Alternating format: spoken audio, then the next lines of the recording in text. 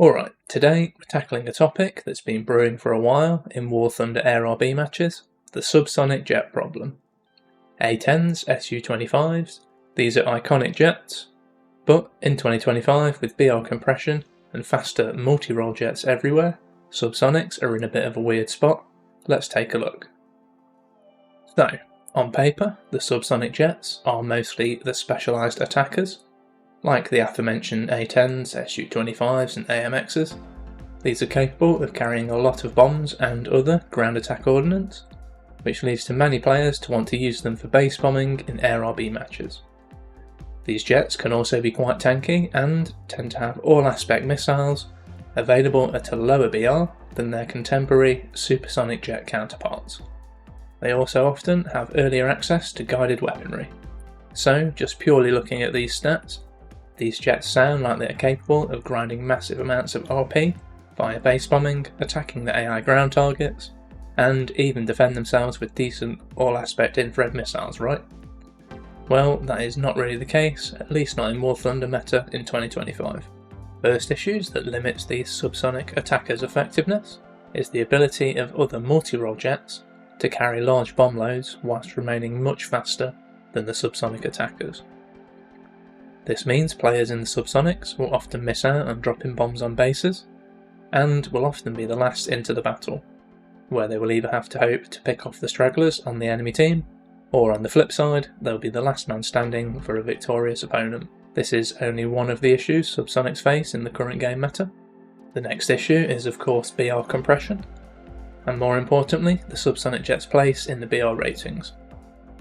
Whilst there has already been many rounds of BR decompression, the game would benefit from further decompression and adding some new higher BRs to spread jets out a bit further. The second part of this issue, however, is not as easy.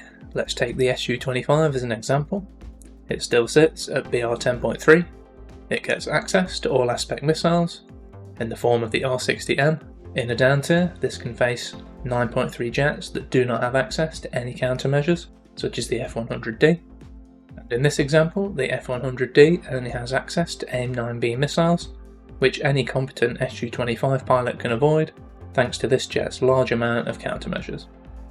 The F-100D is faster than the Su-25, and a decent pilot could manoeuvre and use their gun, but this example just goes to show the technology gap at some of the BRs we have in game. Lairless AIM-9B carrying jets facing ones that have all aspect missiles and decent countermeasures. There is also a common argument that this would still be an issue with decompression. Another opinion is that the attackers should keep their lower BR ratings but have their all aspect missiles removed. But again, this has the potential to shift the previously described issue in the other direction.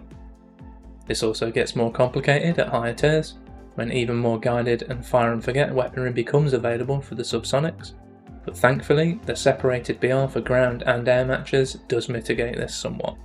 So, what is the solution? There doesn't really seem to be a clear one that will solve all the issues at once, but some of the solutions I have seen mentioned by the community are BR decompression, which we have already covered. Another one is to rework the base timers or the base targets, so there are more targets available in Air RB matches.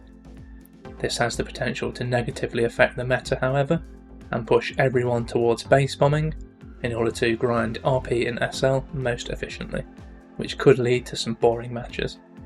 Another suggestion I have seen is to improve the reward scaling for subsonic jets in up-tier games only. This one, however, could be unfair to the jets that are on the receiving end of the subsonics, all aspect missiles in down tiers. This means they would have easy down tiers and improved rewards in up tiers. Also, where would you draw the line for this reward scaling mechanic? What do you think? Do you have any other ideas on how to balance this issue? Let me know in the comments below. Final question is it still worth flying the subsonic jets in 2025? If you're flying for fun or you specifically enjoy one of these iconic jets, they are of course still fun in the right matches, but if you're looking to grind most efficiently or live out the peak base bombing fantasy, you likely won't find it with these jets in the current meta, nor will you find much success trying to climb and compete with some of the dedicated fighter jets, particularly in an up tier. The subsonics are just not going to cut it. But what do you think? Are the subsonics still viable in 2025? Are they fine as is, or have they been left behind in an odd place? Let me know what you think in the comments below, and if you found this video helpful or entertaining, don't forget to drop a like, subscribe and hit the notification button for future War Thunder content. Thanks for watching.